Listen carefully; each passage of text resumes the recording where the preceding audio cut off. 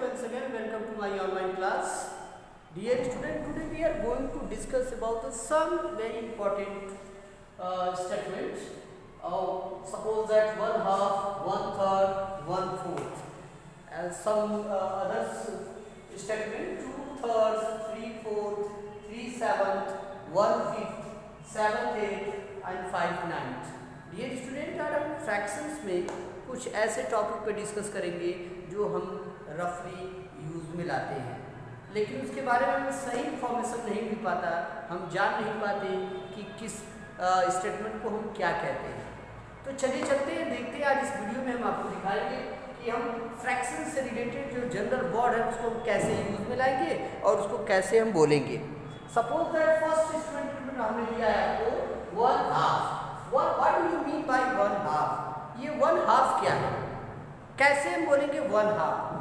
Suppose that एक हमारे पास bread है, रोटी है, उसका हमें 1/2 किसी को देना है, तो हम क्या करेंगे? 1/2 मीन्स सपोज दैट एक सर्कल है और उसे हम हाफ पार्ट में डिवाइड कर दिए। क्या किए? हाफ पार्ट में डिवाइड कर दिए, तो ये हमारा जो 1 पार्ट हो गया, that means 1/2 and 1/2। 2 1/2 make a complete whole, means 1/2 is equal to 1 part of out of 2 equal parts, that is called 1/2। आप बहुत आसान सवाल है, आप बहुत आसानी से समझ सकते हैं। 1 part out of 2 equal parts, that is called 1/2। कितना आसान है। अगर हम किसी ब्रेड को हम हाफ पार्ट किसी को डिस्ट्रीब्यूट कर रहे हैं, 2 लोगों को बराबर बराबर, तो हम उसको कैसे करेंगे? 1/2 1/2 मीन्स हम उसको हाफ कर देंगे, तो वो कितना हो गया? 1/2 1/2 मीन्स 1 एंड 1 ब्रेड का हम 2 पार्ट कर रहे हैं, दैट मीन्स 1/2। क्लियर है सभी को? क्या किया हमने? 1/2 मीन्स किसी भी थिंग्स का हम हाफ पार्ट आधा आधा कर देंगे, दैट इज कॉल्ड 1 पार्ट जो होगा वो 1/2 होगा। नेक्स्ट हमारा है 1/3। What do you mean by 1/3? तो 1 part of out of 3 part, out of 3 equal part, that is called 1/3। Suppose that ये हमारा रेक्टेंगल शेप है और ये हम 3 पार्ट में डिवाइड कर दिए। क्या किया?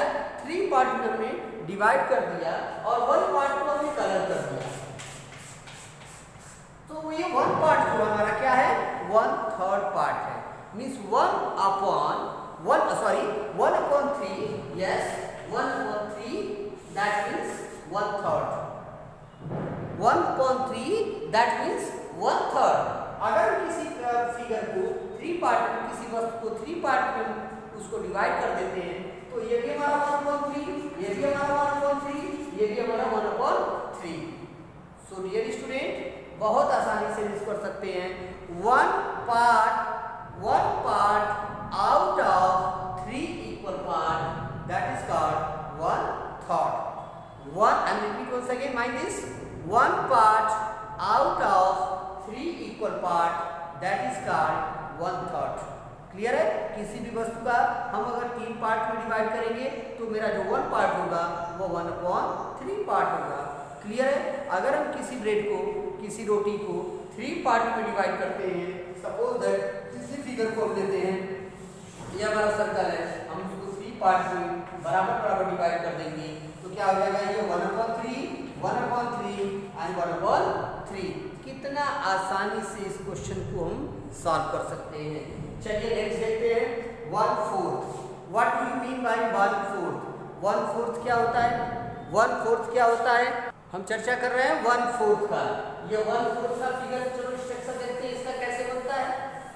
ये 1/4 मीन्स ये हमारा सर्कल ही लेते हैं और सर्कल को हाफ करके हाफ पार्ट में, टोटल 4 इक्वल पार्ट में डिवाइड कर देते हैं। तो हमारा ये फर्स्ट पार्ट है 1/4, second 1/4, third 1/4 and fourth part is also 1/4। 1 part हम इसका कन्वर्ट कर दें या 1 पार्ट इसका हम ले लेते हैं, तो ये हमारा कौन सा पार्ट हो गया? 1/4 पार्ट हो गया। ये वाला पोर्शन हमारा क्या कहलाएगा? 1/4, दैट इज 1/4। 1 फिगर का 4th पार्ट हम ले लेते हैं, तो क्या कहेगा? 1/4 is equal to 1/4 means one part out of 4 equal part, that is called 1/4. Clear है सभी को? ये भी स्टेटमेंट हमारा क्लियर है। चलिए सम अदर्स देखते हैं। 2/3, what do you mean by 2/3? 2/3 means क्या होता है? कोई भी फिगर है और उसका हम 3 पार्ट में डिवाइड किए हैं, तो 2 पार्ट को अगर हम ले लेते हैं और एक पार्ट को छोड़ देते हैं तो हमारा क्या कहलाएगा? 2/3 कहलाएगा। 2 out of 3 equal part, that is called 2/3. क्या करेंगे? 2/3 मींस किसी भी पार्ट का 2/3 को रिप्रेजेंट कैसे करेंगे? 2/3। 2/3 कैसे करेंगे? 2/3 को हम रिप्रेजेंट करेंगे तो 2/3 से रिप्रेजेंट करेंगे। 2 parts out of 3 equal part, that is called 2/3 and 2/3. Clear है? एंड नेक्स्ट ये हमारा हो गया 3/4। 3/4 मींस क्या होता है? What do you mean by 3/4? अगर किसी पार्ट को लेते हैं 4 इक्वल पार्ट को और इसको 4 पार्ट को डिवाइड कर देते हैं किसी फिगर को, और इस 4 पार्ट का ये 3 पोर्शन हम ले लेते हैं, ये पोर्शन यहाँ तक, ये यहाँ से छोड़ के ये सभी हम पार्ट ले लेते हैं, तो हम इसको कहेंगे 3, ये पोर्शन छोड़ देंगे, ये छोड़ देते हैं, ये वाला बाकी हम सब कलर कर देते हैं, दैट इज कॉल्ड 3/4। क्लियर है? ये हमारा फ्रैक्शन है और स्क्वायर शेप है। इस स्क्वायर शेप को 4 इक्वल पार्ट में डिवाइड करेंगे और 3 पार्ट को अगर कलर कर दिए तो क्या होगा? कौन सा फ्रैक्शन बनेगा कलर का? 3/4 बनेगा। 3/4 means 3 out of 4 equal part, that is called 3/4. Is it clear? 3 out of 4 equal part, that is called 3/4. And 3/7. Mind this, 3/7. What do you mean by 3/7? 3 out of 7 equal part, that is called 3/7. अगर 3/7 represent कैसे करेंगे? 3/7, that is 3/7, that is 3/7, 3/7। हम किसी भी 7 equal part को अगर हम convert करेंगे शेडेड पार्ट में, तो 3 पार्ट अगर हम ले लेते हैं तो वो क्या कहलाएगा? वो 3/7 फ्रैक्शन में कन्वर्ट करेंगे तो 3/7 पार्ट कहलाएगा। चलिए नेक्स्ट देखते हैं 1/5 part. 1/5 means 1/5। 1/5 means 1/5। 1 shaded part out of 5 equal part, that is called 1/5 and 1/5. Mind this, 1/5 is equal to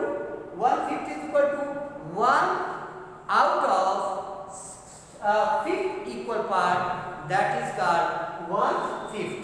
Is it clear? And 7/8.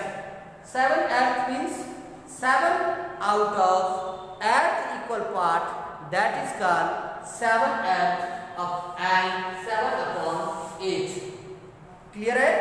ध्यान दीजिए, 7 out of 8 equal part, that is called 7/8, and we have to convert to fraction 7/8. Is it clear?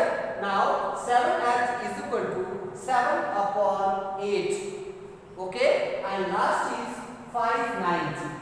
5/9 means 5 out of 9 equal part, that is called 5/9. 5/9, 5/9. Okay, तो ये fraction हमारे लिए बहुत ही important है। अगर हम ये चीज़ें जानेंगे तो आगे भी बहुत सारे हमको इस टॉपिक से रिलेटेड क्वेश्चन को देखना है। तो ये चीज़ें हमें हमेशा याद रखना है, कैसे हम 1/2 को रिप्रेजेंट करेंगे, कैसे 1/3 को रिप्रेजेंट करेंगे, कैसे 1/4 को करेंगे, या 7/8 को कैसे करेंगे, 1/5 को करेंगे। बहुत सारे बच्चे ये अगर ये आज का वीडियो अगर देख लिए तो ये बहुत आसानी से आप कन्वर्ट कर सकते हैं। ये आपके लिए बहुत ही यूजफुल है। इस वीडियो को आप बार बार देखें और सारे स्टेटमेंट को माइंड कीजिए और यूज में लाइए।